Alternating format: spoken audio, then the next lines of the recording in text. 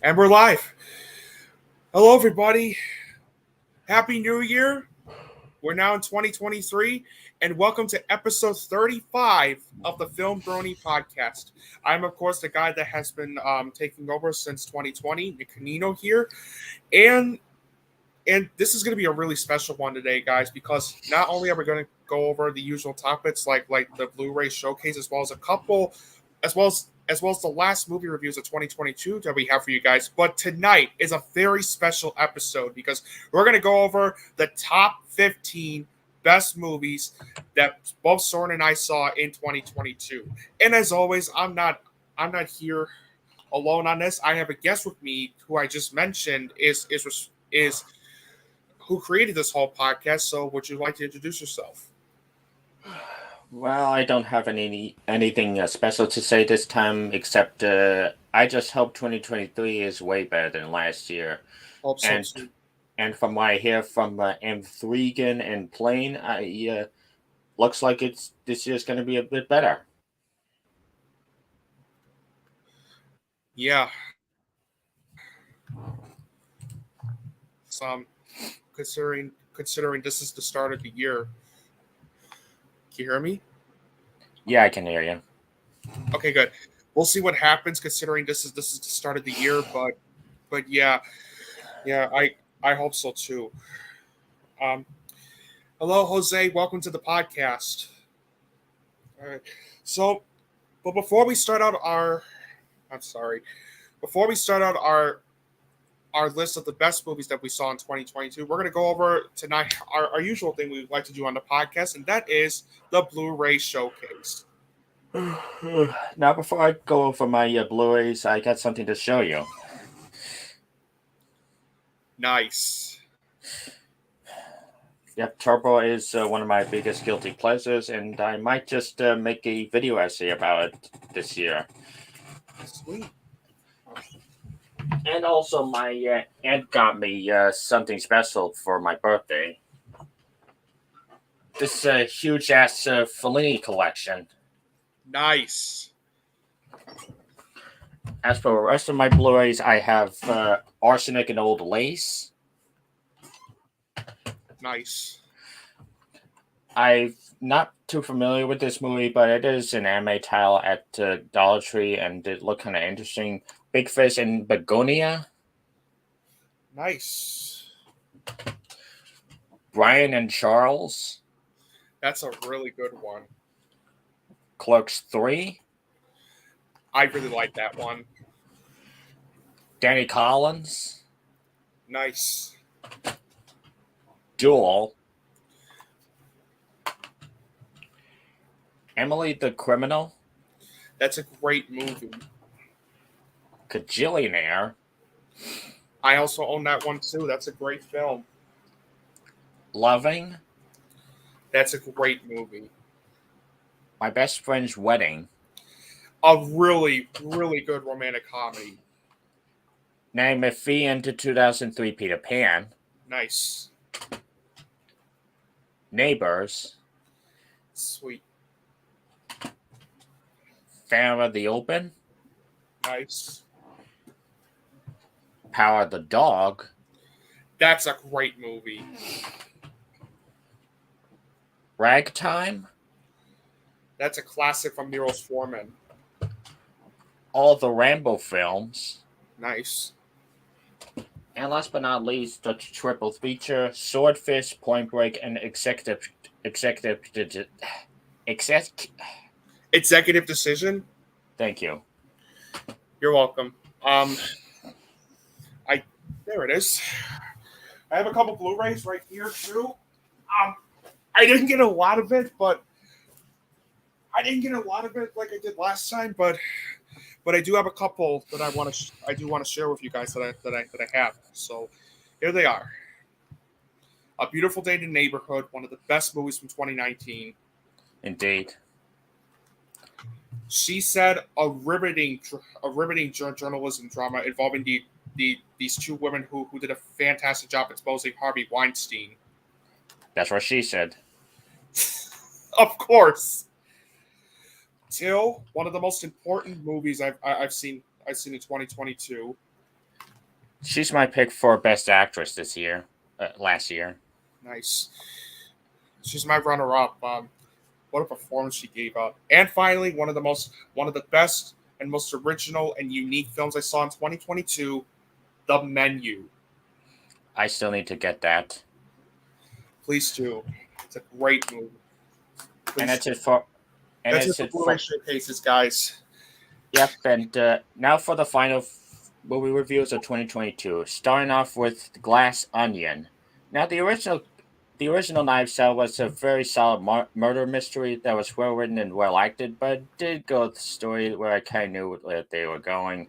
This movie, however, kept me on the edge of my seat, where the plot goes through these twists and turns that he catch me off guard. While it's a tad slow pace at times, the performances, production values, and soundtrack are all A tier, and I can't wait to see the third movie down the road. I'll give Glass Onion the seal of approval. I loved Glass Onion. I still think the first Knives Out movie is a bit better since. Let me just get to this. There we go.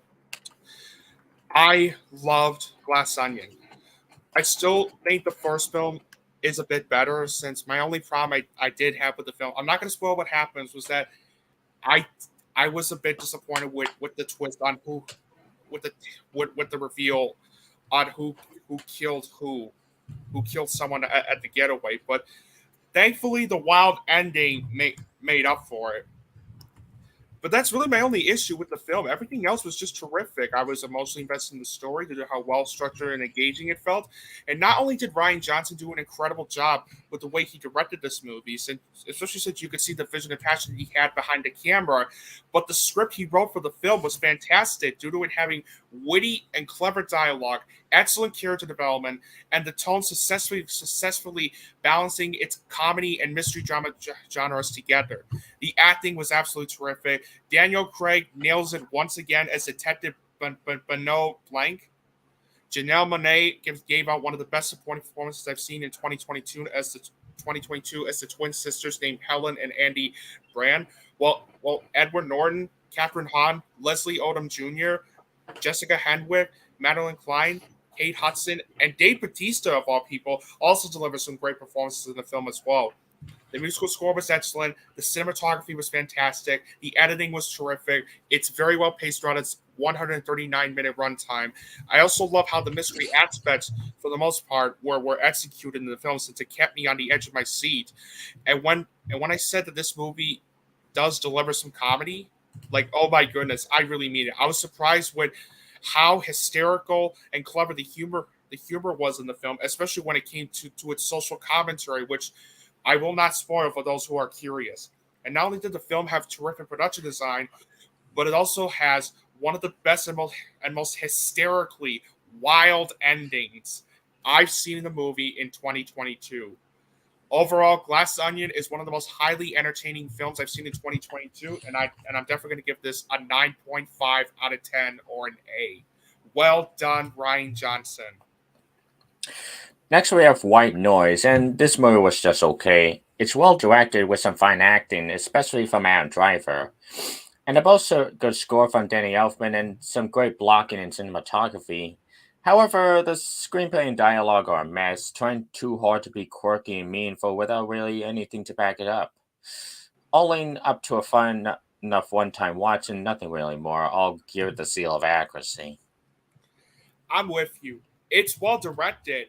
The acting was terrific, especially from Adam Driver and Greta Gerwig, especially Adam Driver, who was fantastic in the film, I should add, and Don Cheadle. And the musical score by Danny Elfman was fantastic, and the cinematography was great too. And the ending, and I absolutely loved how wild that ending was, especially with that one sequence, which I will not spoil, but it is in the end credits. I will say that.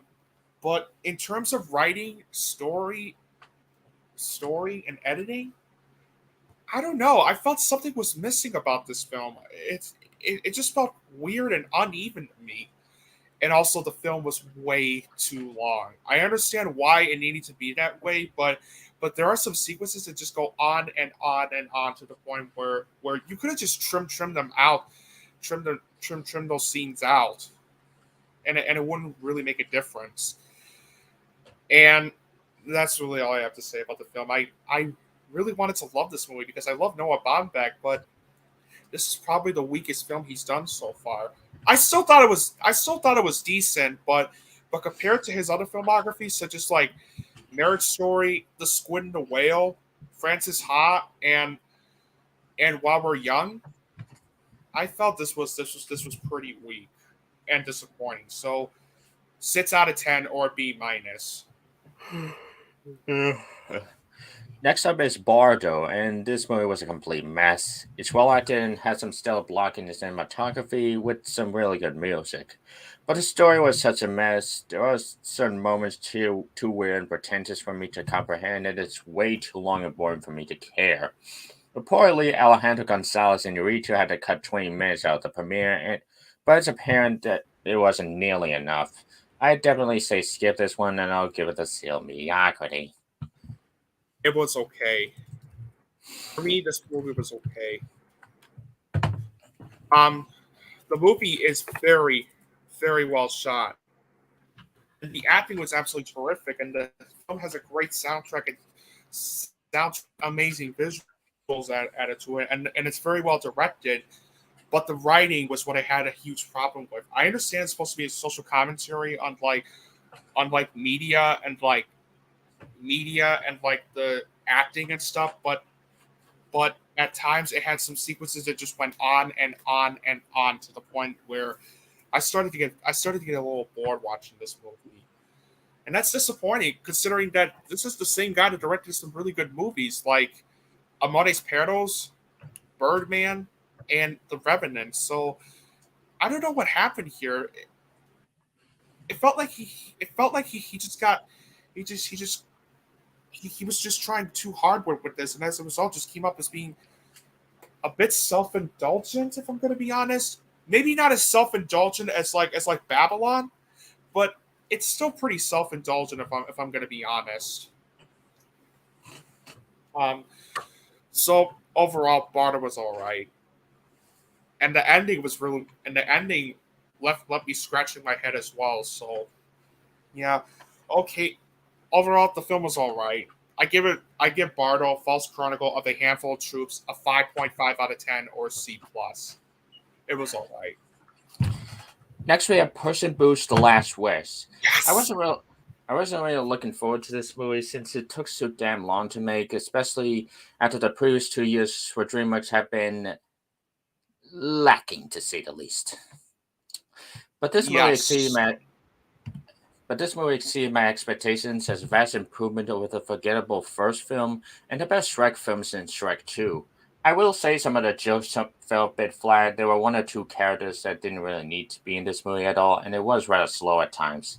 Also, I didn't really like the sequel bait they pulled at the very end. But otherwise, this was a mostly well-crafted story about Puss in Boots facing the dilemma of immortality and risking it all for those around him. The voice acting is all on point, and the animation, while a bit laggy at times, does lead to some intense and fun action sequences.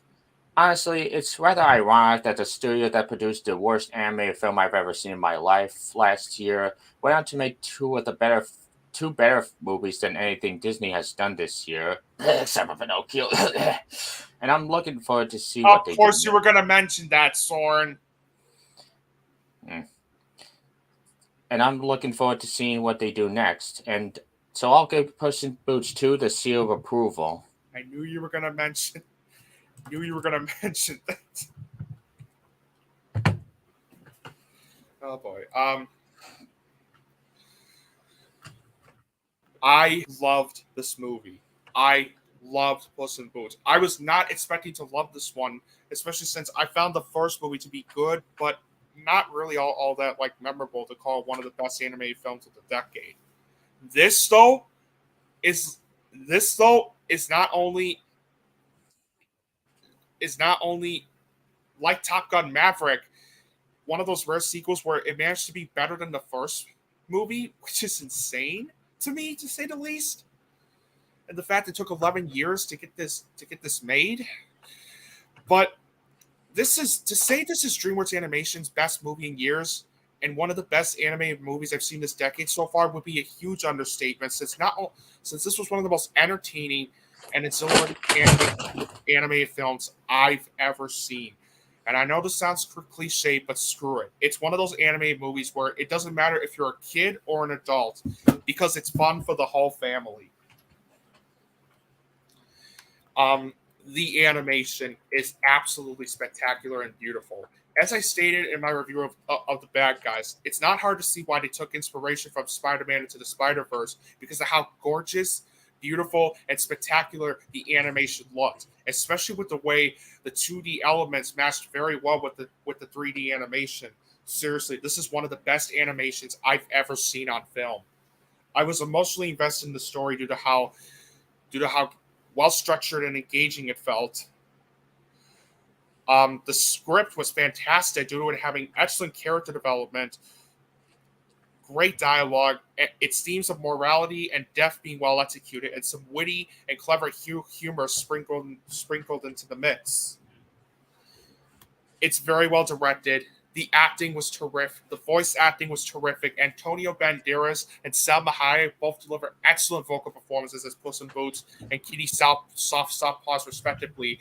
While Harvey Goylan, I'm sorry if I mispronounced that name, Florence Pugh, Olivia Colman, Ray Winstone, Samson Kao, John Mulaney, Wagner Moore, and Davine Joy Randolph also deliver excellent vocal performances as well. The musical score was fantastic. It's very well edited. The film's pacing was fantastic. The action sequences were fantastic and a lot of fun to watch given how they were animated and edited. And it also has one of the best endings I've ever seen in a movie in 2022. So I'm going to have to disagree with you on that ending, Søren, because I actually love the way it ended. So, yeah, I honestly did not have any issues with the film. Sure, there were a couple jokes that did fall a bit flat, but that's to be expected. So I love this movie. Puss in Boots is DreamWorks Animation's best movie in years, and one of the most highly entertaining and exhilarating animated films I've ever seen, and it's easily one of the best films of 2022. Guys, this is the movie to check out. I'm so happy it's doing well at the box office. If you have not seen Puss in Boots: The Last Wish, please go out and see this movie. It's one of the year's best movies, and I'm definitely going to give Puss in Boots: The Last Wish a 10 out of 10 or an A+.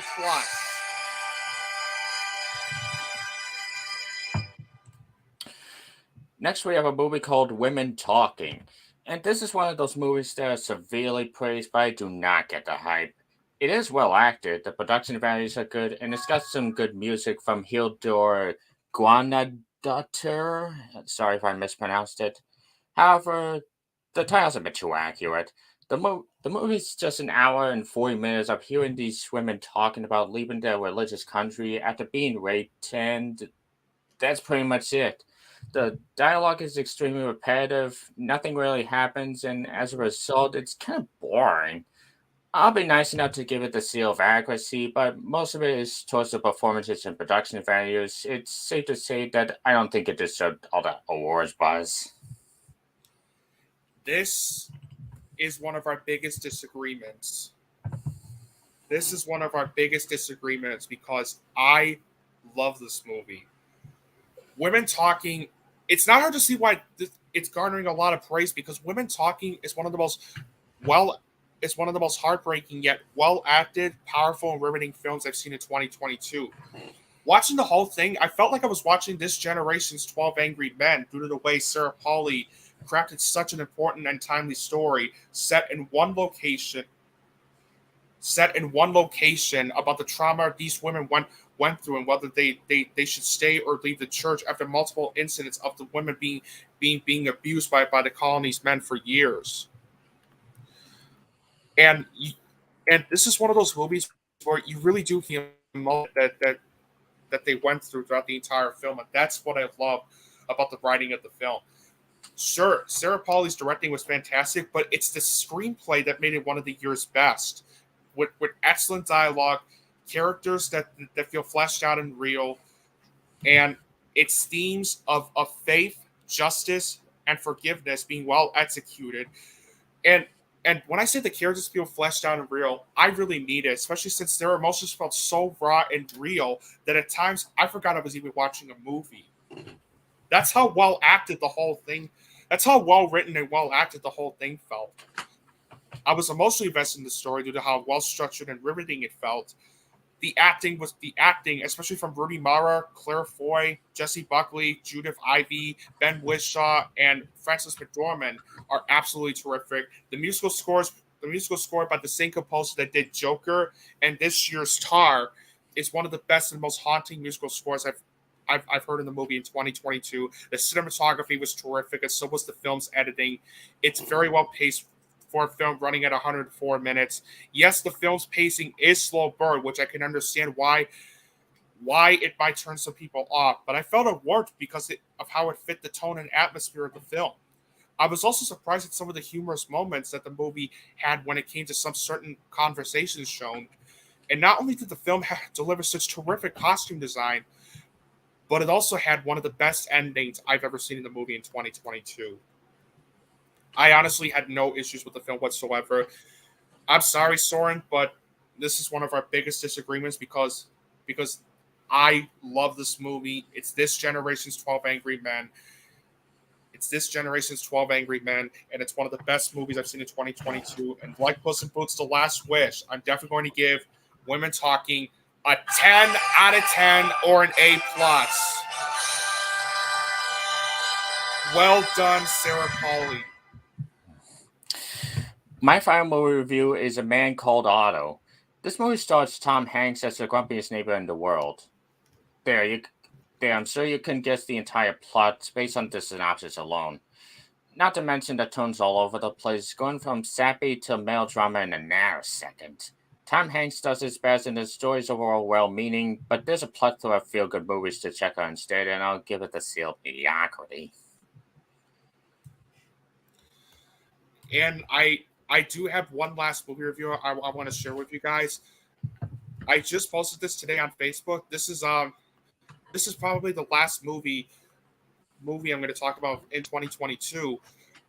But it's a South Korean drama film called Broker. Broker is a story revolving around the characters associated with baby boxes, which allow infants to be dropped off anonymously to be cared for by others.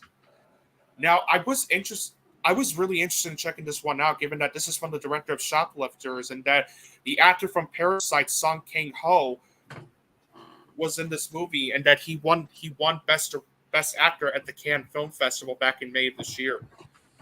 And my God, I loved this movie. I really love this one. Broker is one of the most well-acted and deeply moving films I saw in 2022. This is a movie that does a fantastic job covering the subject of child trafficking in a realistic and respectful manner, while also being a delightful and moving story involving a group of misfits who are trying to take care of the abandoned baby.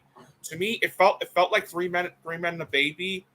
To me, it felt like I was watching Three Men and the Baby, as well as the wonderful Japanese animated film Tokyo Godfathers.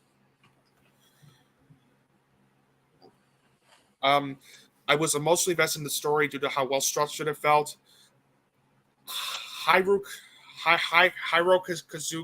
Kurita, if I mispronounce that name, I'm very sorry. Not only did he do an incredible job with the way he directed this movie, since you could see the vision and passion he had behind the camera, but the screenplay he wrote for the film was fantastic, since it had riveting dialogue, its subject of human trafficking being well executed in a respectful and realistic manner, the themes of abandonment, guilt, and connection being well executed, most of the characters in the movie feeling fleshed out and real, and some really good sprinkles of humor added to the mix. The acting was absolutely terrific. It's not hard to see why Song Kang-ho won Best Actor for his performance at the Cannes Film Festival, because what a riveting performance he gave out in this movie. You can't stand what his character does in the film, since he's a criminal, but the way he performs that character in a riveting way is nothing short of outstanding, to the point where he does so well at playing a character you love to hate. And the same could be said with the actress IU, or Lee Jian. I'm sorry if I mispronounced that, but so I'm just gonna pronounce it as IU. She plays Moon so young in the film. She she the month the girl that abandons the baby at the beginning of the film. You hate her character because of how she abandoned her baby and what is also revealed about her as the film goes on. But like Song King Ho, her performance was so riveting and outstanding that she does a great job playing one of those characters you also love to hate. The musical score was both haunting and beautiful. The cinematography was terrific. The editing was great. And for a movie clocking in at 129 minutes, it's very well paced throughout. Yes, its pacing is slow burn, but I felt it worked for me since it fit the tone and atmosphere of the film. The film also had terrific sound design, and without spoiling what happens, not only did the film throw in one plot twist involving So Young that had my jaw dropped, like, but it also has one of my favorite endings I've ever seen in a movie in 2022. Yeah, um, if I only had one problem with the film was that there were some certain side characters that I did feel were a bit underdeveloped, but that's really it. Broker is one of the most well acted and deeply moving films I've seen in 2022, and it's easily on my list for one of the best films of the year too. 9.5 out of 10 or an A. A really, really good movie that I highly recommend you guys check out if it's at a theater review. And with all that said, let's get to the main event. Yep, you guys waited for this. We're almost 27 minutes into the podcast, and you guys have been waiting for this. Here it is, our top 15 best movies that Søren and I saw in 2022. Now, I forgot to mention this on the last podcast, so I feel I do need to say with this one.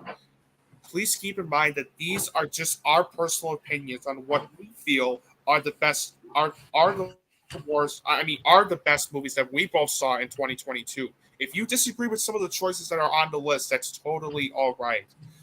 Do understand where we're coming from and why we love these movies. And as always, there's always the comment section down below on and where you can answer on what your favorite movies of 2022 are. So with all that out of the way, let's just get started with the main event. Starting with the honorable mentions. All right, my honorable mentions include Wendell and Wild, Duel, Breaking, The Phantom of the Open, Kimmy, Till, Elvis, Weird the Al Yankovic Story, Beavis and Butthead Do the Universe, Top Gun Maverick, The Batman, and The Northman. As for my honorable mentions, I have Jackass Forever, Elvis, Bros, Barbarian, Mrs. Harris Goes to Paris, a tie between Pearl and X. Triangle of Sadness, Hallelujah, Leonard Cohen, Bell, Triangle of Sadness, Hallelujah, Leonard Cohen, A Journey, A Song. What's that other one? Here it is. She Said. Oh yeah, that. Oh wait, I already did that joke. Yeah, we don't need to do it again. Turning Red. Emily the Criminal. You see it on the list? Broker. After Yang. Happening. The Woman King. Bones and All. Glass Onion, Knives Out Mystery. After Sun. And finally, Moonage Daydream. And as always, on to the top 15. My number 15 is one of those movies that has gotten good reviews, but not as great reviews as it probably deserves, and that's a movie called Fall. I was I really liked it, but I didn't love it. I was really blown away by Scottman's direction, as these two women have to survive being on top of this tall tower.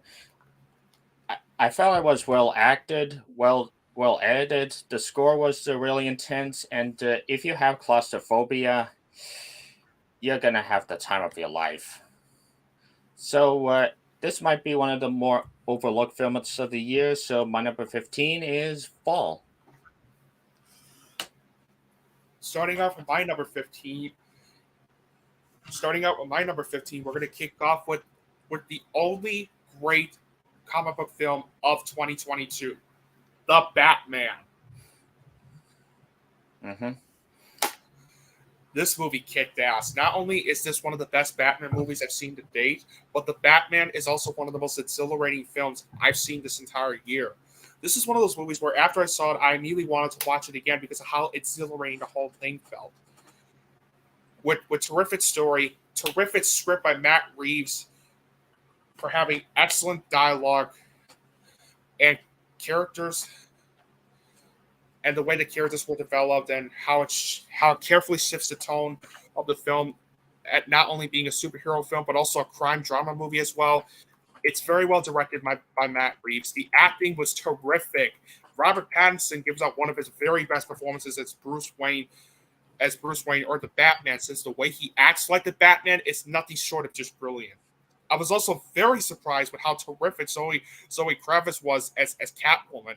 Her performance was absolutely terrific because of how much sensuality she gave to the character. And because of that, the chemistry between Kravitz and Pattinson worked so well.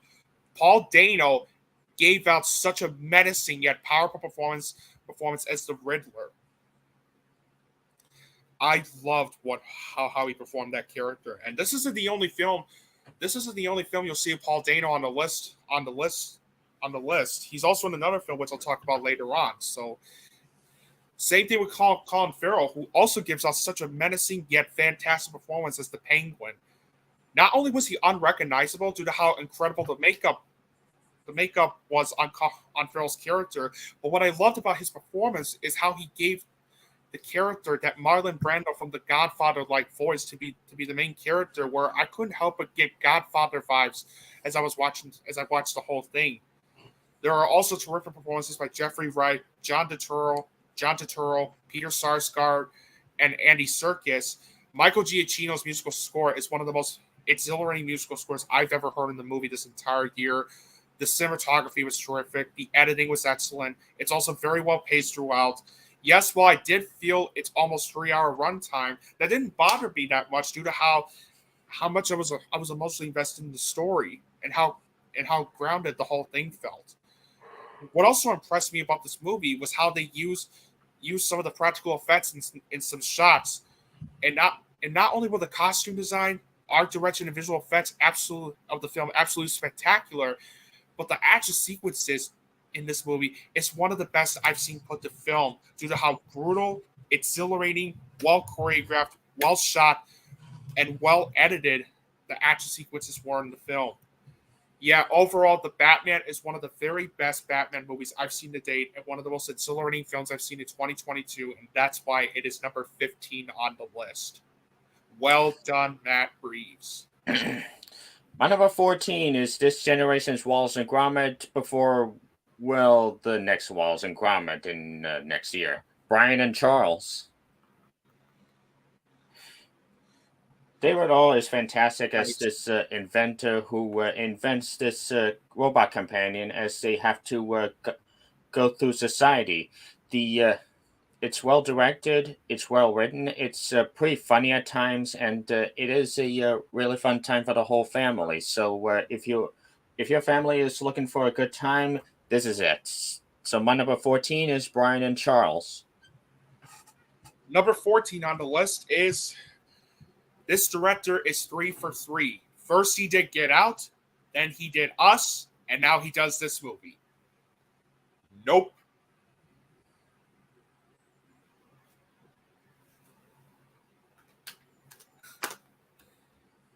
More like a resounding. More like a resounding. Yup.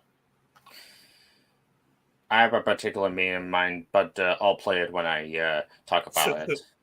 Sweet. This is another terrific hit for Jordan Peele, since this is one of the most ambitious, intriguing, and exhilarating films I've seen this entire year.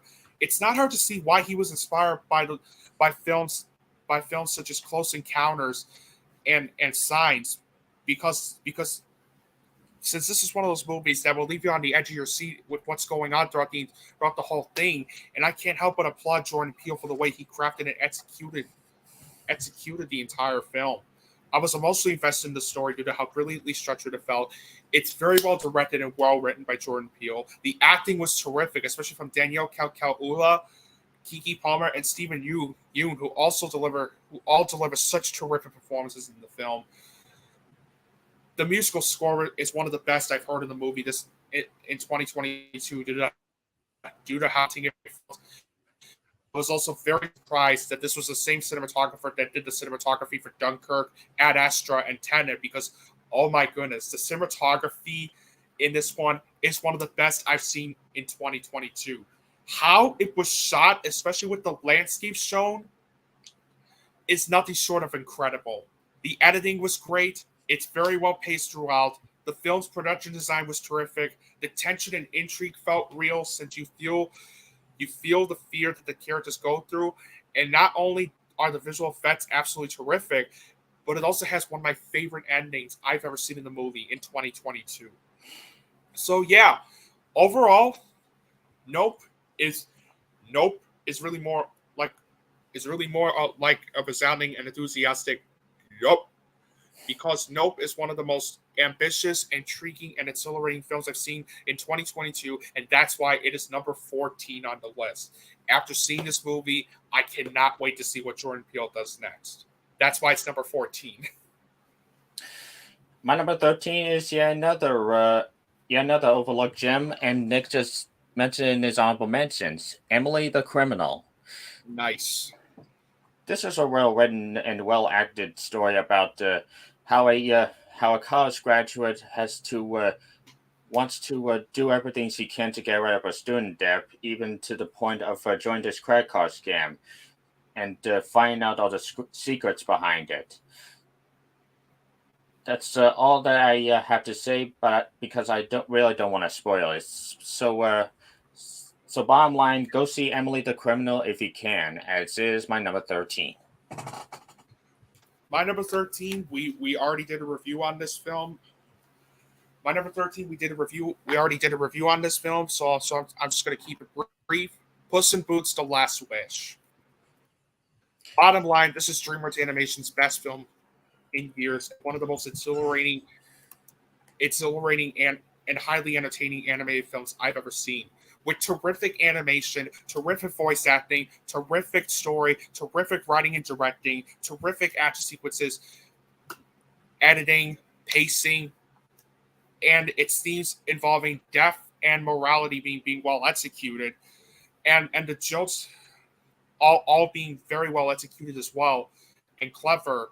This is absolutely DreamWorks Animation's best movie in years. And DreamWorks, please, for the love of God, do something like this in the future. Please. Easily one of the best animated movies I've seen this decade, but it's not the only animated film you'll see on the list.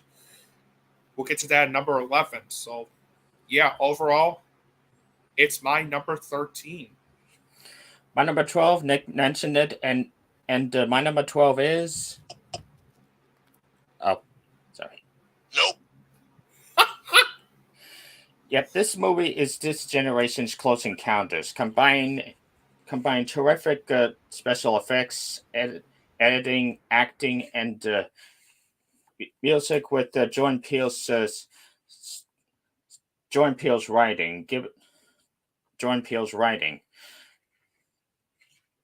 The twists are really compelling. The acting is really good, and it's just a tense experience. So my number 12 is Nope. All right. Number 12 on the list.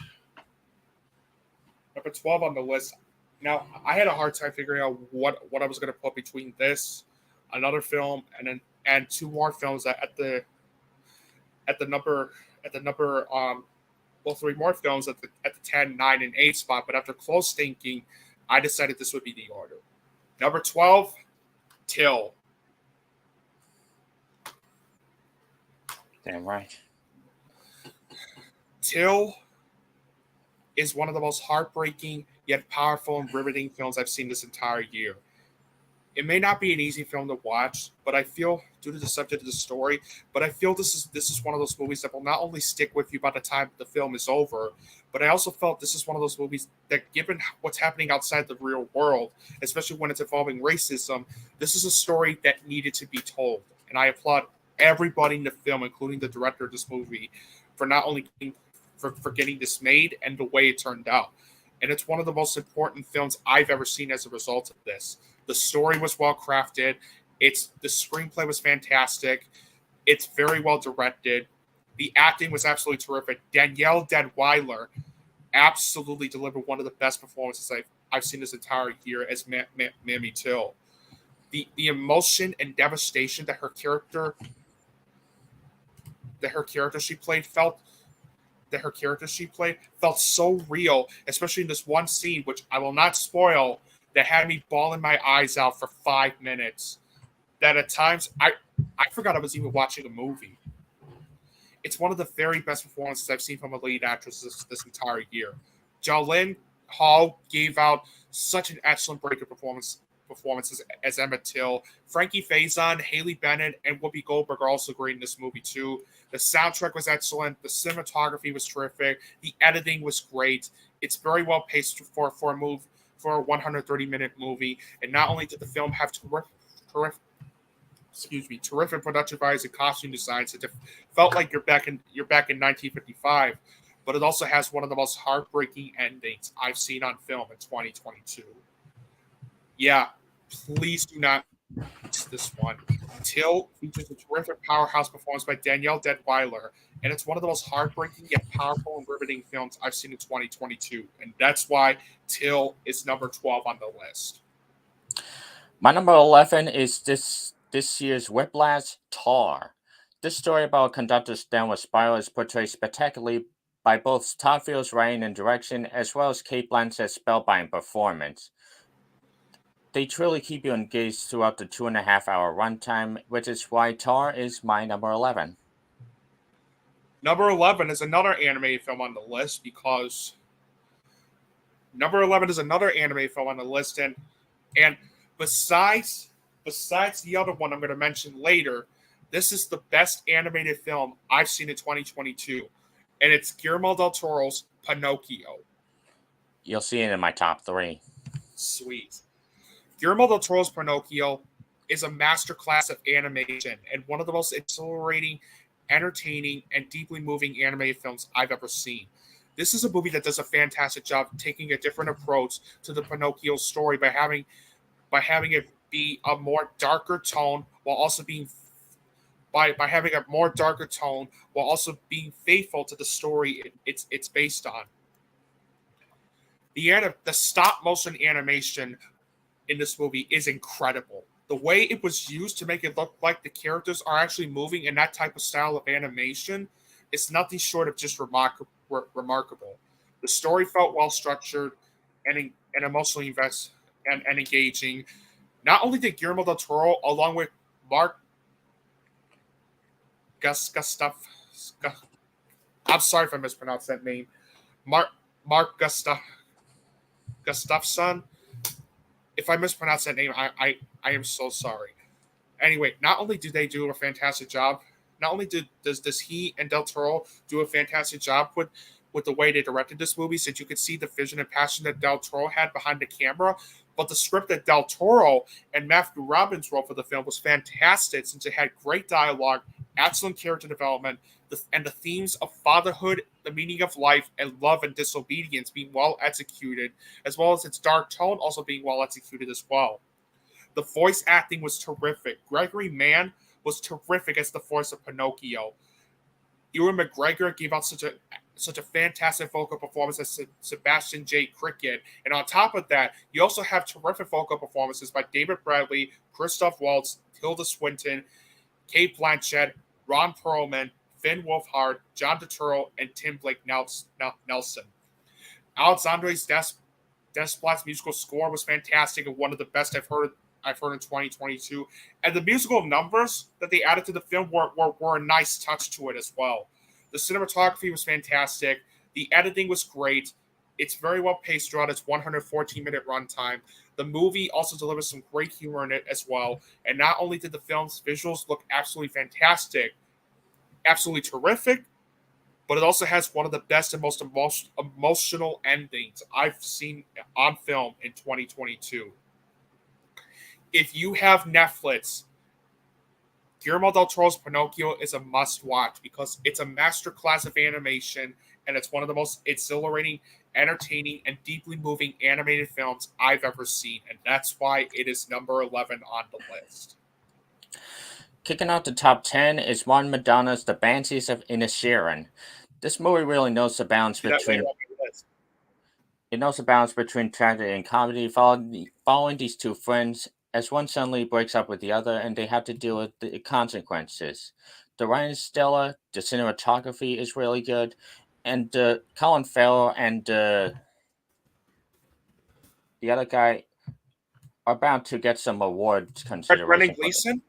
Brendan Gleeson, thank you. They're bound to get some award consideration for their respective performance. So definitely a freaking masterpiece if you ask me, and my number 10. I'll talk about that in a little bit because, boy, was this really, really one of the best films I saw in 2022. You'll see that in my top 3, I should add. Number 10 on the list is an epic film, and this is an epic film done right.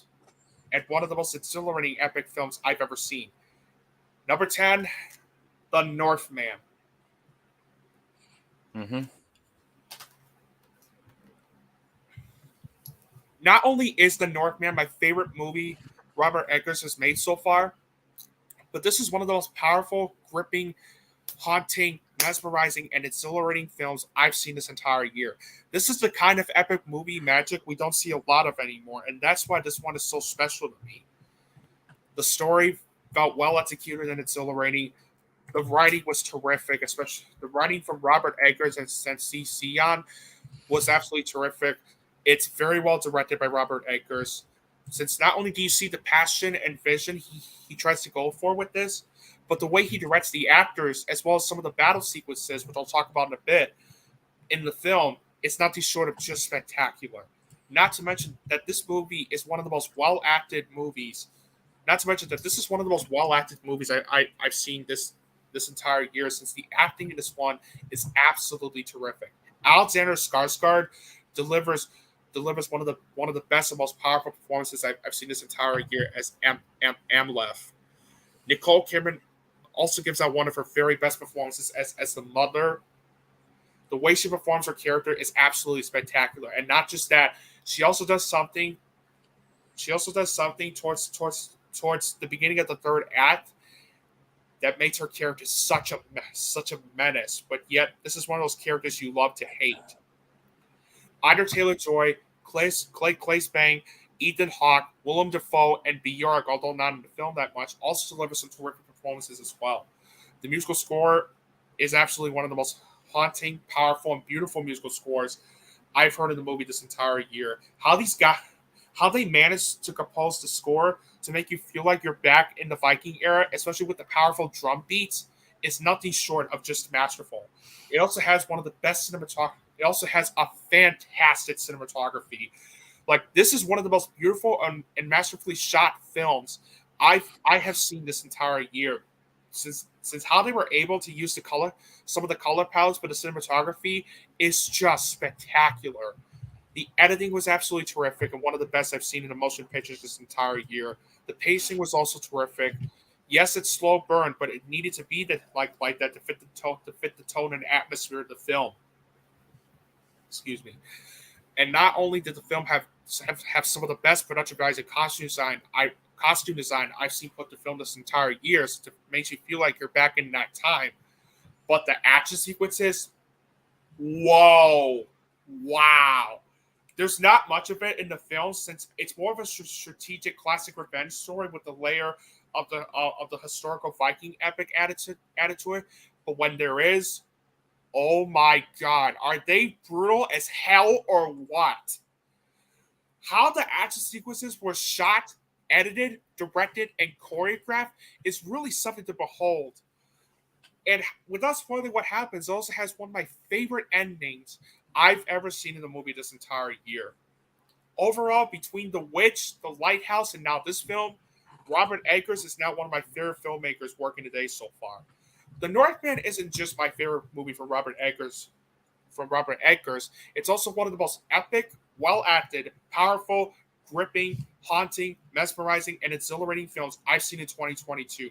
And that's why it is a perfect way to kick off the top 10 at my number 10. Coming in number 9 is probably the most controversial film on this list. Andrew Dominic's Blonde. Oh, jeez. I'm sorry, Søren. That film really. I'm glad you love the movie, but that film really pissed me off. This is a movie that people have said was nothing more than an exploitation of Marilyn Monroe, but I didn't really see it that way. I saw it as a compelling dive into her psyche, as various aspects of her life, like her tough childhood, her complicated relationships, and being pushed into the spotlight, causes her to slowly lose her mind up until her untimely death. I'd say see it at least once for Anna de Armas' award-worthy performance, but I may warn you that it is not an easy watch. So my number 9, controversially, is Blonde. Number 9 on the list number 9 on the list was a movie I was really looking forward to seeing, and oh my god, it blew me away on so many levels, especially with the way it did its satire and story so well. Number 9, The Menu. In my top 5. Sweet. The Menu is one of the most powerful, gripping, intriguing, hilarious, and entertaining films I've seen this entire year.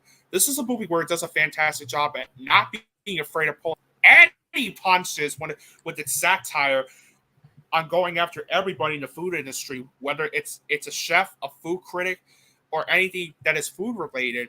But by the end of the film, it was such a devilishly delicious treat that left me hungry for more. Pun intended. Terrific story, excellent screenplay, one of the best of 2022. It's very well directed by Mark Mylod. The acting was absolutely terrific. Ray Fiennes absolutely delivers one of his best performances and most powerful and menacing performances, I should add, as a celebrity chef, named Julian Slolowick. What's amazing about his performance and why it's one of the best I've seen from an actor this entire year is because he's not your average ordinary chef. Oh no. He's a different kind of chef. A diabolical chef that you would not want to have in your restaurant. I'm not going to say what it is until you see the film, but once you've seen it, you'll know what I'm talking about. And that's why, and that's what makes the writing of his character and the performance work so well. On top of that, Anya Taylor-Joy, Nicholas Hoult, Hong Chow, Janet Mateer, Reed Birney, and John Leguizamo, who all give out very good performances in the film as well. They're all excellent in this movie. The musical score is one of the best and most haunting scores I've heard in the movie in 2022. The cinematography was terrific. The editing was excellent. It's very well paced throughout its 106-minute runtime. It also has one of the best production designs I've seen on film in 2022.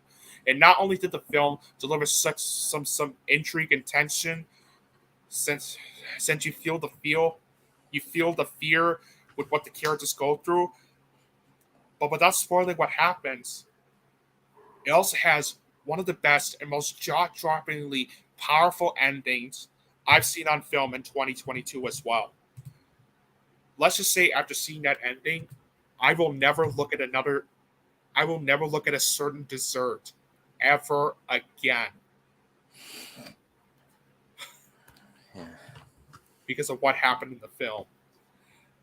Overall, The Menu was one of the most powerful, gripping, intriguing, hilarious, and entertaining films I've seen in 2022. And this is a film I highly recommend giving this one a watch. And that's why it's number 9 on the list.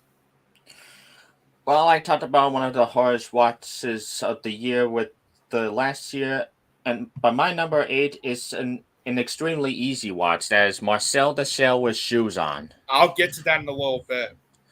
After a few years of mostly mediocre animated films, this year really cemented my faith in the medium with both this movie and another one we'll get to later. It's a simple story about a tiny little shell who tries to reconnect with his family. I know it's not a deep or thoughtful story, but a simple story is more than enough to charm me enough to make the list, and that is why Marcel is my number 8. Number 8, I mentioned this on Oh, sorry, got my words mixed up. Let me rephrase that. Number 8, we already did a review on this, so I'm gonna try to speed this up. But it's this generation's 12 Angry Men, women talking. I still think it's mass, but go ahead. This is absolutely one of the most heartbreaking yet powerful and riveting films I've seen in 2022.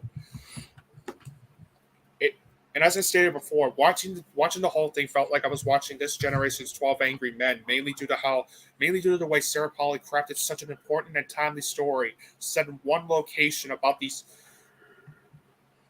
trauma these women went through and whether they should stay or leave the church after multiple incidents of the women being raped by the colony's men for years surfaced.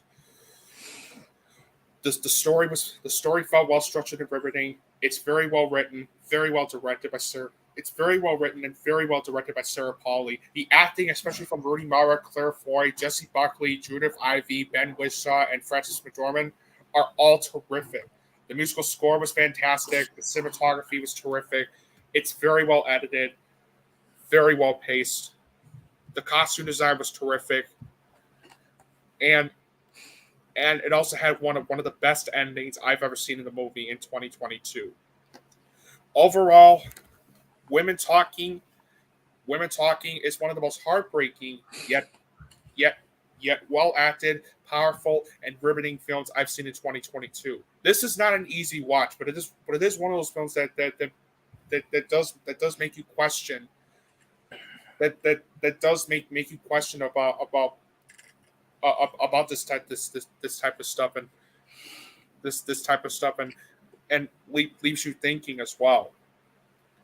And that's why Women Talking is my number 8. My number 7 is 3,000 Years of Longing. I liked it, but I didn't quite love it. This movie is basically a land for adults in the best way possible. Everything from the acting to the effects to the production values are all A tier, and it really makes me look forward to what George Miller is up to next. So 3,000 Years of Longing is my number 7. Number 7 on the list. Oh boy. This film. Not only is this film at number 7 one of the best films of the year, but it's my pick for the most underrated film of the entire year. And say hello to Brendan Fraser coming back because number 7 is The Whale. I'll talk about it way later. As I mentioned, as we mentioned on the podcast, The Whale is Darren Aronofsky's best movie since The Wrestler and one of the most powerful, heartbreaking, and riveting films I've seen in 2022, since this is a movie that does a fantastic job at being a character study on guilt and grief. And even though it's not an easy watch, nor will it be for everyone, it's one of those movies that will stay with you by the time it's over. The story felt well structured and powerful. The screenplay is one of the best of 2022 due to it having riveting dialogue, characters feeling like real people, its themes of morality, grief, and depression and redemption feeling well executed in my eyes, Darren Aronofsky also did a terrific job with the way he directed this movie, since you could see the vision and passion he had behind the camera. The acting was terrific. Brendan Fraser gave out the best performance I've seen this entire year as Charlie. The year's best and most powerful performance, I should say. The way he performs that character with such power and real emotion is nothing short of outstanding. Seriously, give him the Best Actor award, please.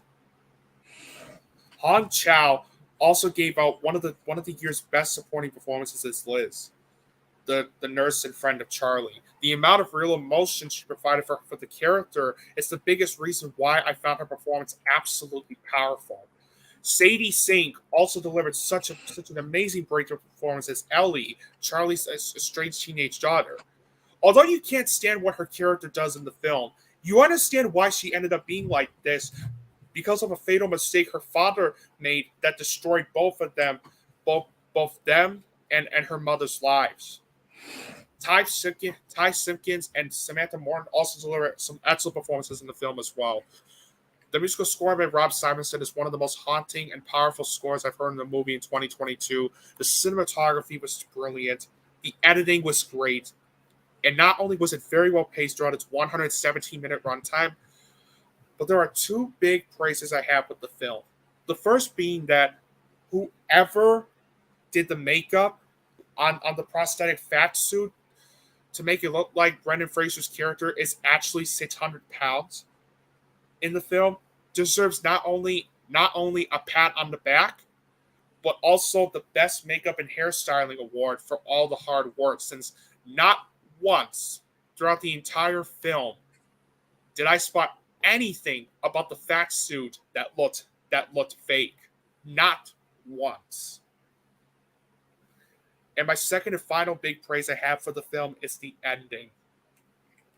I'm not even kidding when I say that the ending, that this has one of the most emotionally devastating yet powerful endings I've seen on film in 2022. Before the ending happened, I was in tears throughout the third act of the film.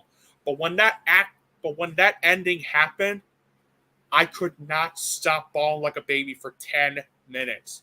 Seriously, what a powerful ending that was. It might not be for everybody, but regardless, The Whale features the year's best and most powerful knockout performance by Brendan Fraser, and it's easily Darren Aronofsky's best film since The Wrestler, since this is one of the most powerful, heartbreaking, well-acted, and riveting films I've seen in 2022. And that's why, without a doubt, The Whale is at number 7. My number 6 is All Quiet on the Western Front. This truly is the war epic of the decade so far, taking us along the journey of this young man who goes from excited to be a war hero to realizing the reality of the situation. And it gives yet another example of how war is a waste of time, and it certainly does a better job than the greatest beer one ever. So yeah, my number 6 is All Quiet on the Western Front by Netflix. Don't even get me started on the greatest beer one ever. That movie sucked. All right. Number 6. Søren mentioned it on the list. And this is one of the best family movies I've seen in a long time. Marcel the Shell with Shoes On. Damn right. My God, what a lovely film this was. Marcel the Shell with Shoes On is absolutely one of the most heartwarming, charming, uplifting, and moving films I've seen in 2022. This is one of those movies where by the time it's over, you leave the theater not only feeling good about life, but also feel appreciated and grateful for the family, for the friends and family that you have, just like I was after seeing it. I loved everything about this movie, from the spectacular stop motion animation to the story, to the writing, to the directing, to the acting, especially a terrific vocal performance by Jenny Slate as Marcel and Isabella Rossellini as Connie, Marcel's grandmother, and the chemistry between those two characters was absolutely spectacular. To the acting, from the real actors, such as like to the real people, such as like Dean Fleischer Camp, Thomas Mann, Rosa Salazar, and Leslie Stahl, all being great in this movie as well. The soundtrack was excellent. The cinematography is beautiful and one of the best I've seen in a movie this entire year. The editing was terrific. The pacing's great. For a 90-minute movie, the slow burn pace worked so well to fit the tone and atmosphere of the film. And not only did the movie deliver some fantastic humor in it, but the ending is one of the most emotional and moving endings I've ever seen in the movie this entire year. I teared up by the time it happened because of how emotional and wholesome it was. It felt. Overall, it's movies like Marcel the Shell with Shoes On that make me realize why I love movies so much. Marcel the Shell with Shoes On is one of the best family movies I've seen in years and one of the most heartwarming, charming, uplifting, and moving films I've seen this entire year. And that's why Marcel the Shell with Shoes On is my number 6. All right, now we're getting to the top 5, and next up is a culinary masterpiece in The Menu. This is social satire at its finest, as a brilliant screenplay takes a jab at fine dining, while also giving us great performances from refined and annotated joy that leave you glued to the screen from the first few minutes to the shocking ending. So if you haven't seen The Menu, do it, as it is a great way to kick off the top 5. Number 5 on the list is my favorite is the best action movie I've seen since Mad Max Fury Road. Top Gun Maverick. Mm-hmm. I loved this movie. It's movies like this that make me realize why I also love movies so much. Not only is Top Gun Maverick one of the best sequels I've ever seen, since this is one of those rare sequels where it managed to be better than the first film, but I would argue that it's one of the best and most exhilarating action films I've ever seen in my entire life. This is what blockbuster movies should be about. They should not only be fun and entertaining, but also moving and exhilarating. And Top Gun Maverick definitely succeeds at being those things in the best way possible. The story felt brilliantly executed, moving and engaging. The script was absolutely fantastic and one of the year's best due to it having great dialogue, excellent character development, callbacks from the first film that felt well executed, and a very consistent and clever tone. What I also loved about the script is how, as a legacy sequel, this one does a fantastic job continuing the story while keeping the audiences engaged in it and respecting the characters, whether they're old or new. Something that Jurassic World Dominion failed at doing. I'm looking at you, Colin Trevorrow, and Jurassic World Dominion. Joseph Kosinski did a fantastic job with the way he directed this movie. Not only do you see the vision and passion he tries to go for with this, but the way he directs the actors, as well as the aerial flight sequences, which I'll talk about in a bit, was absolutely spectacular. The acting was absolutely terrific. Tom Cruise gives out one of the best performances, one of his very best performances as Maverick. The way he brought the energy and charisma to his character, just like he did in the first film, is one of the biggest reasons why his performance was absolutely spectacular. Miles Teller was fantastic in the film. Jennifer Connelly, and so was Jennifer Connelly, John Hamm, Glenn Powell, and Lewis Pullman. And the chemistry between Tom Cruise and Jennifer Connelly was absolutely terrific. You buy their chemistry because how fleshed out and well developed the characters were in the film. The soundtrack is one of the best I've heard in the movie this entire year. The cinematography was terrific. The editing was terrific. The cinematography was fantastic.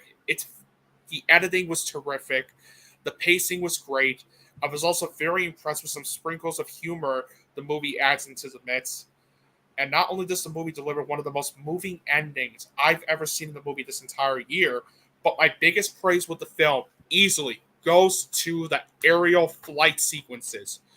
Oh my God. Not only was I blown away with how those sequences were shot, edited, and directed, But the fact that they used real aerial planes for those sequences alone is one of the biggest reasons why the movie's flight sequences are absolutely spectacular. I mean, whoa. Wow. If you have not seen Top Gun Maverick, stop what you're doing and watch that film right now. Top Gun Maverick is one of the best and most exhilarating and moving action films I've seen in a long time, and that's why it is a perfect way to kick off. Excuse me. That's why it is a perfect way to kick off the top 5. At number 5. My number 4 is the next Spielberg classic, The Fabelmans. Which I'll talk about in a bit. This movie truly reminded me why the film business is so special to me. It's a fantastic cast, and the story helps us guide through the protagonist's journey from aspiring student to famous filmmaker. If this doesn't warm your heart by the end, then you're likely dead inside. So The Fabelmans is my number 4. Number 4 on the list. Søren mentioned this movie, and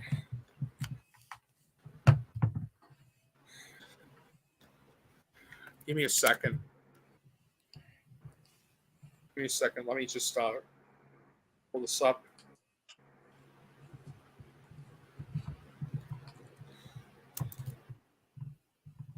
Let me just pull this up really quick. Aha! There you are. All right. Number 4 on the list. Søren mentioned it, and it's Tar. I still need to get that.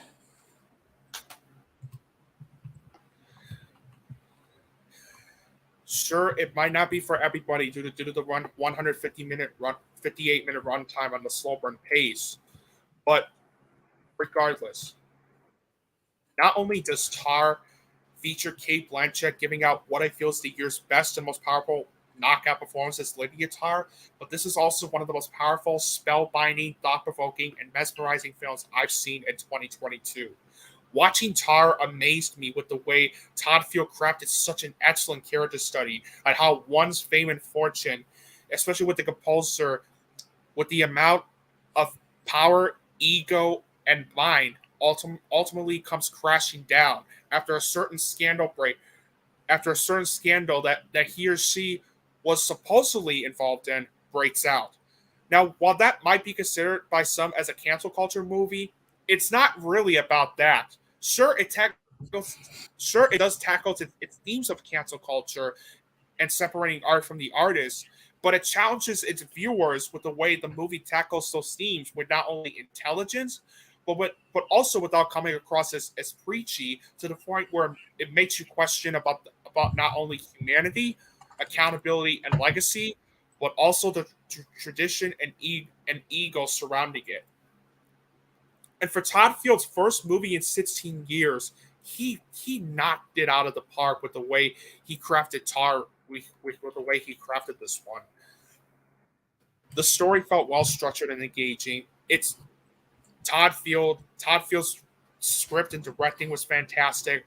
The acting was phenomenal. Cate Blanchett easily gives out one of her very best performances, and in my opinion, the best performance of the year as Lydia Tar.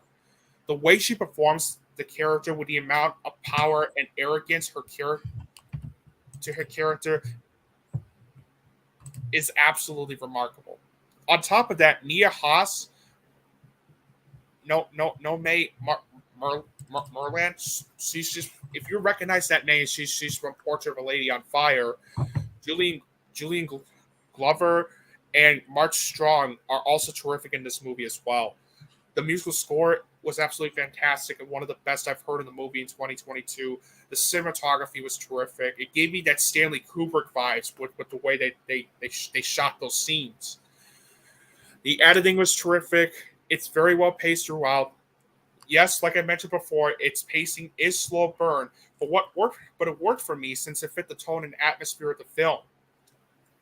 And not only did the film feature a couple of tension-filled moments within its third act, but it also featured one of my favorite endings I've seen in the movie, I've seen on film in 2022. And one last thing about the film I want to mention too I want to mention too before I get to my overall thoughts. I also love how the story was well crafted and the way it was written. Like despite Lydia Tarr only being a fictional character, it really felt like I was watching a biopic of her life that I've never seen before. And that's a risky task, but how Todd Field managed to pull that off is absolutely spectacular. Yeah, overall, Tar features Kate Blanchett giving out the year's best and most powerful knockout performance as Lydia Tar, and this is one of the most powerful, spellbinding, thought-provoking, and mesmerizing films I've seen in 2022. And that is why Tar Tar is my number 4. My number 3 is the best animated film of the year and completely blew the Disney remake out of the water, Guillermo del Toro's Pinocchio. This movie was 14 years in the making, and it was worth every second of the wait, as everything from the story to the acting to the animation are all top notch, and it might just top the original Disney film for me. Yeah, I said it. Also, I have to applaud Guillermo del Toro, as when he won the Golden Globe, he said this. Animation is not a genre for kids, it's a medium. And we want to dedicate it, first of all, to He is so right on that. So yeah, my number 3 is Guillermo del Toro's adaptation of Pinocchio. And to you and to some of the ignorant fuckers who say that animation is for kids, you're all can suck it. Seriously. Number 3, Søren mentioned. All right, we're in the top 3. These were the movies that I consider the best of the best that I've seen in 2022. And coming in at number 3, Søren mentioned it on the list, and it's Steven Spielberg's The Fabelmans. My God, what a magnificent film this was. The Fabelmans is one of Steven Spielberg's finest movies he's done, and one of the most triumphant, entertaining, extraordinary, and deeply moving films I've ever seen. This is one of those movies where it succeeds at being a love letter to Spielberg's family, as well as filmmaking and to cinema, and to anybody who ever dreams of becoming a filmmaker, while also being a clever, old-fashioned movie that we don't see a lot of in films anymore. And it shows why I love Steven Spielberg so much. And by the way, I should mention this. Damien Chazelle, take notes. This is how you do a love letter to cinema in the right way.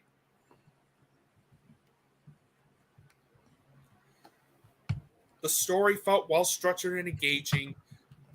Steven Spielberg not only does Steven Spielberg deliver one of the very best directed movies I've seen in 2022, since you could see the vision and passion he had behind the camera, but the screenplay that he and Tony Kushner wrote for the film was absolutely terrific and one of the year's very best, since it had riveting dialogue, excellent character development, the tone that successfully balances its comedy, drama, and coming-of-age genre so well, and sprinkles of witty and clever humor added to the mix as well.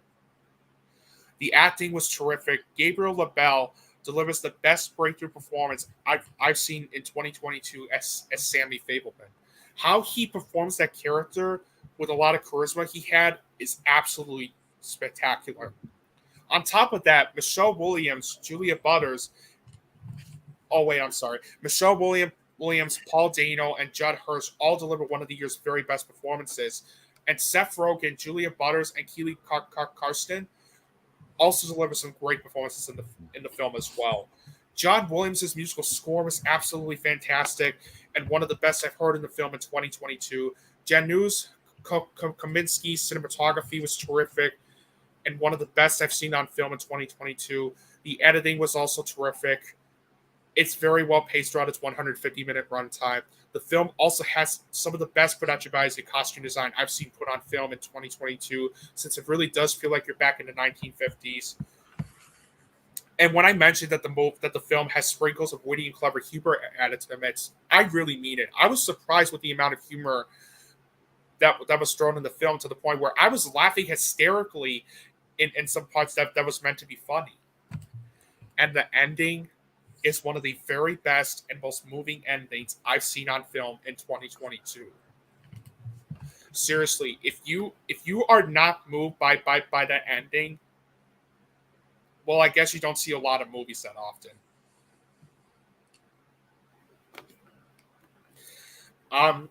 Yeah, I loved this movie. I loved The Fablemans. I laughed, I cried. It really moved me. The Fablemans is one of Steven Spielberg's. Excuse me. The Fablemans is one of Steven Spielberg's finest movies he's done, and one of the most triumphant, entertaining, extraordinary, and deeply moving films I've ever seen. This is the kind of movie magic we don't see a lot of anymore, and the fact that it's still bombing at the box office, guys, please go see this movie. Go see this movie if it's still at a theater near you. Please.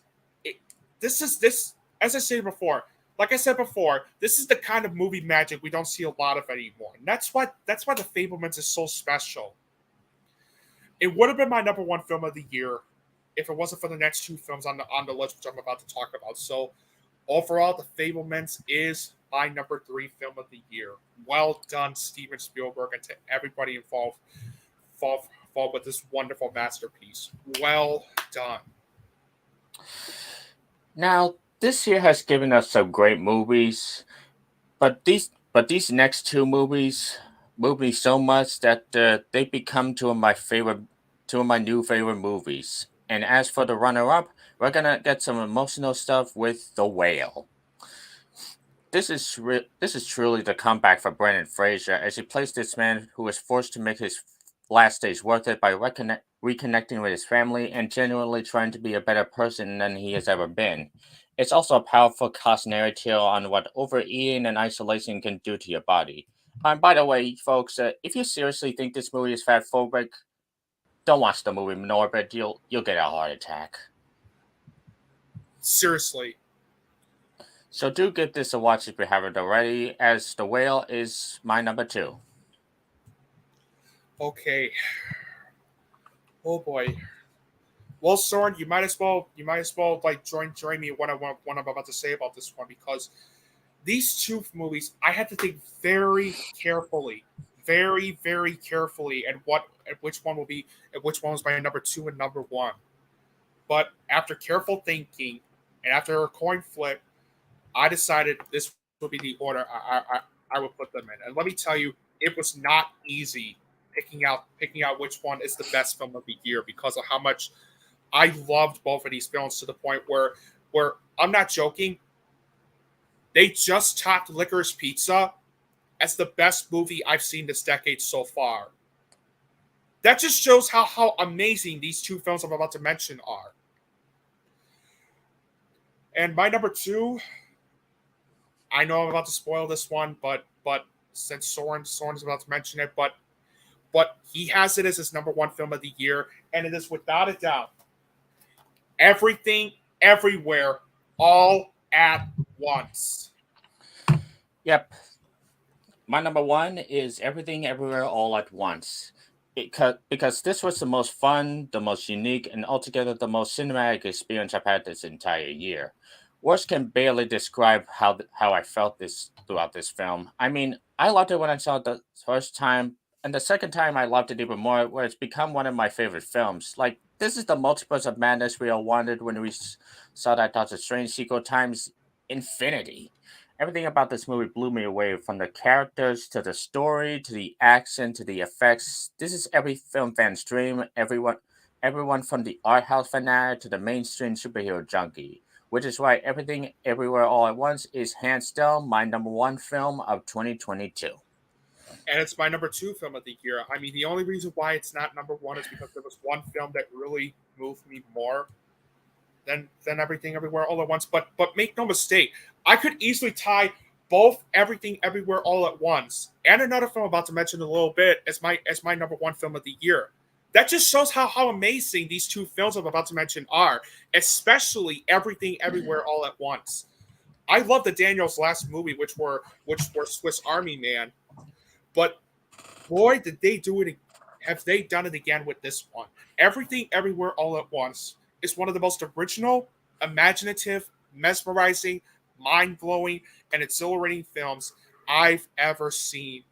And it's movies like this that make me realize why I not only love going to the movies, but why I love movies in general. The story felt brilliantly structured, imaginative, and creative, especially when it came to the story involving multiverses and how they give it a little twist into it, which was absolutely clever.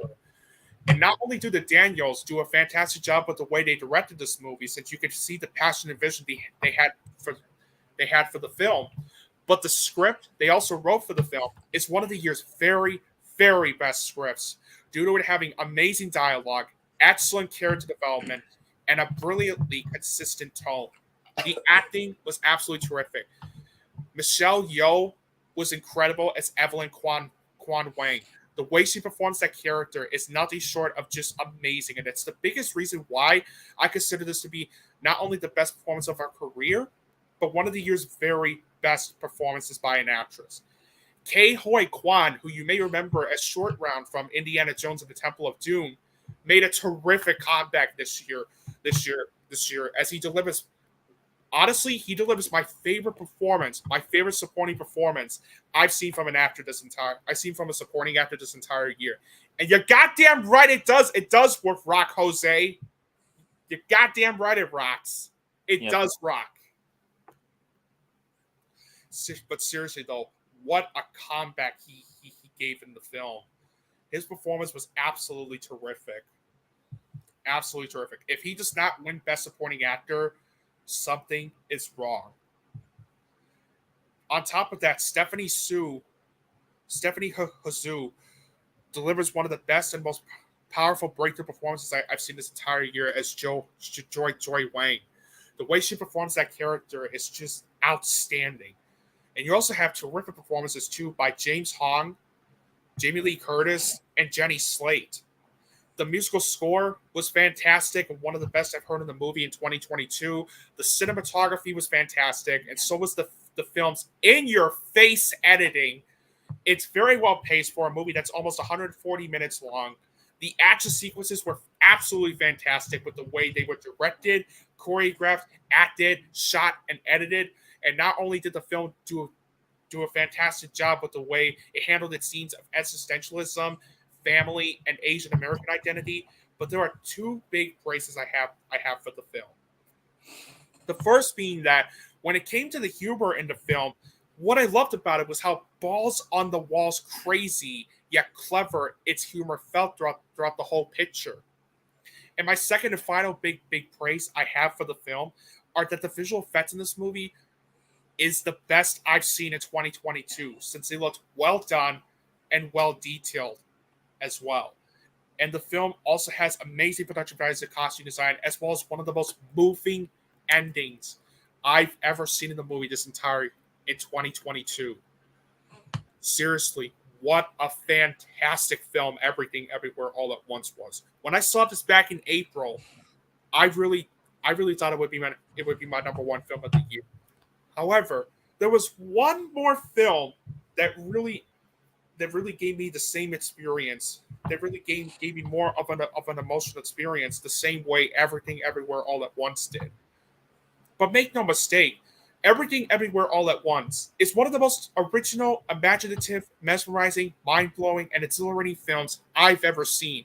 And if it does win Best Picture at this year's Oscars, it'll be well deserved, because this is one of those movies we don't see a lot of in films anymore. And that's why this film is so special. So special to not only me, but to Søren and to everyone else. Almost everyone else that really saw this movie. Daniels, Michelle Yeoh, Jamie Lee Curtis, and to everybody involved with this film, you guys did a fantastic job. Thank you so much for giving us this wonderful film. And yeah, I really loved Everything Everywhere All at Once. And not only is this Soren's number one film of the year, but it's also my number two film of 2022. All right. Now we move on to my number one. The movie that moved me out of the movie that also moved me the same way as Everything Everywhere All at Once did. My number one film of 2022. This is the second time since 2017 that this director has made a movie that is now my number one film of the year. And on top of that, he has made a movie that really connected with me with the way it handled its subject. It was one of those movies I was really looking forward to seeing, and yet he managed to knock this one out of the park for me and put it as my number one film of the year. And here it is.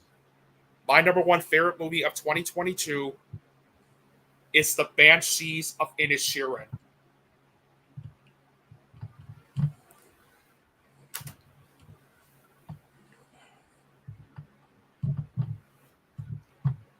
No film in 2022 gave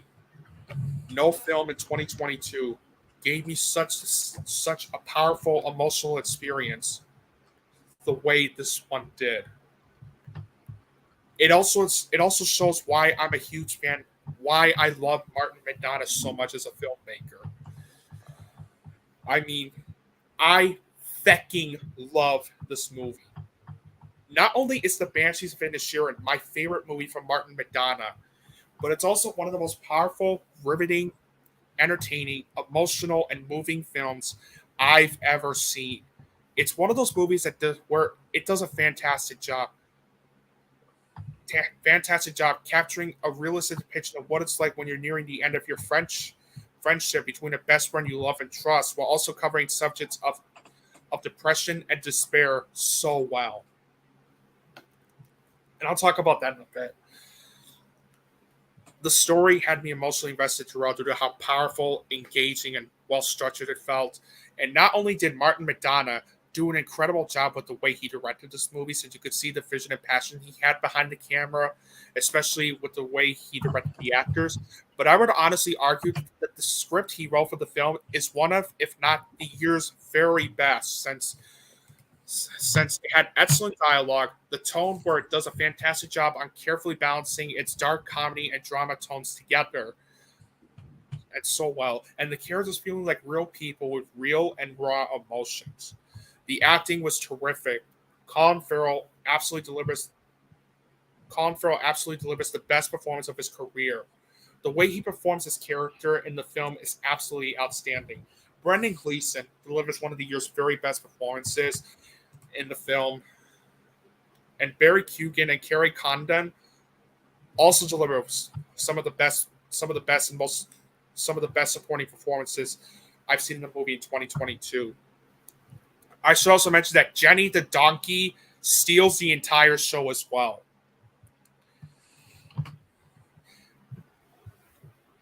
Oscar for Jenny the Donkey! Donkey! I'm sorry, I just had to with that.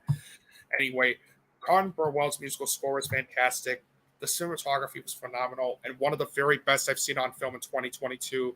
The editing was terrific. It's very well paced for a film that is 114 minutes long. And what I loved about this this movie was that it's not afraid of also being funny, since it delivers some clever and witty humor in it as well. The production values and costume design are both remarkable. And not only does the film deliver my favorite ending I've seen in the movie in 2022, but there's one subject and theme they tackle in the film that surprised the hell out of me and maybe put this as my number one film of the year. And it's the subject of it's the subject of depression. How this movie handled its subject of depression as well as despair in a subtle, tasteful, realistic, and well-executed manner riveted me so much to the point where not only did I feel like the film spoke out to me with its subject, but it also felt like emotional therapy for me as well. Because thing is, Thing is, I was going through depression. I was going through a very dark time. Let me take my hat off for a bit because, as I mentioned on on on on the podcast when we did the review of this, I was going through a dark time in my life in 2019. As the 2010s were drawing to a close, I was going through a really hard. I was going through a really dark time. I was really going through a dark time in my life. I I felt there was nobody,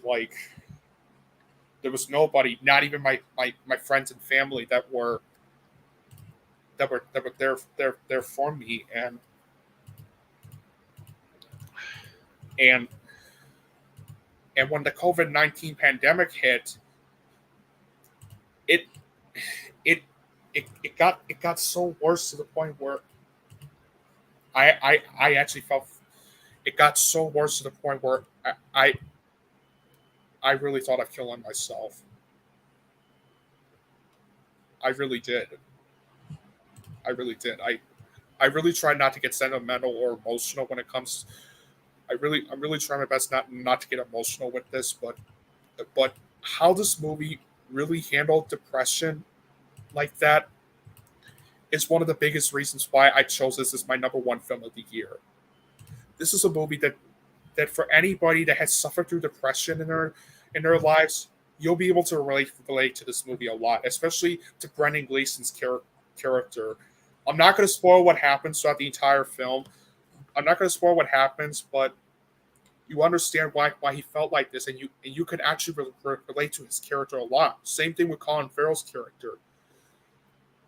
I God, I'm just really happy a film like this exists. This is a movie that I'm seriously never going to forget as time goes by. I'm never going to forget this one. It's just this movie is a fucking masterpiece.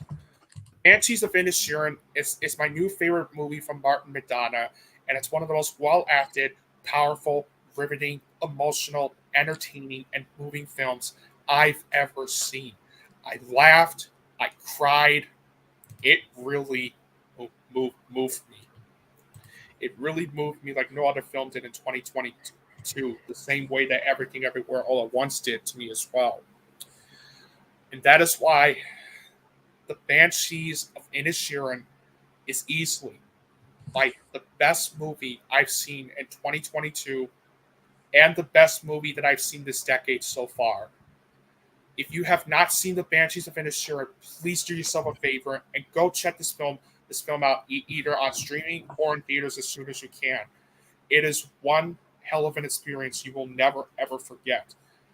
Thank you so much, Martin McDonagh, Colin Farrell, Brendan Gleeson, Barry Keoghan, Kerry Condon, and to everybody involved for giving me this wonderful masterpiece.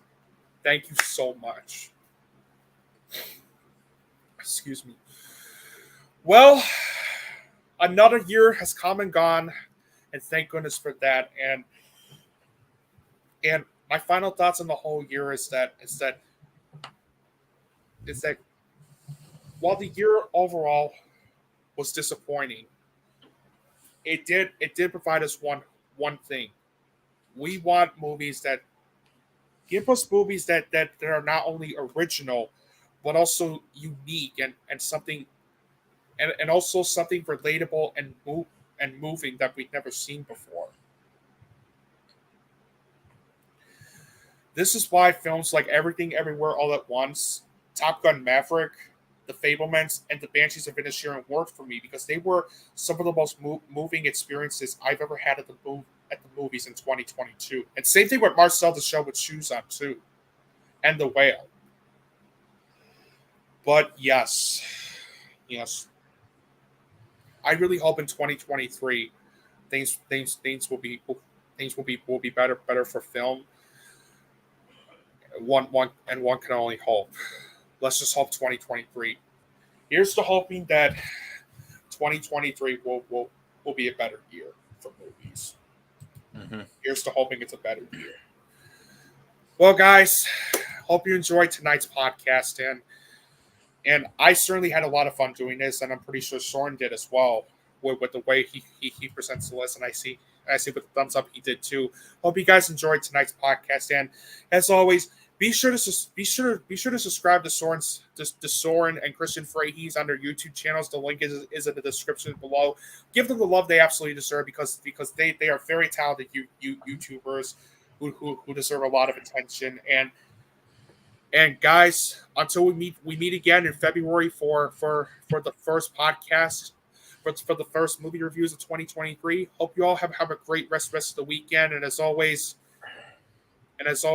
Happy New Year and take care. So long.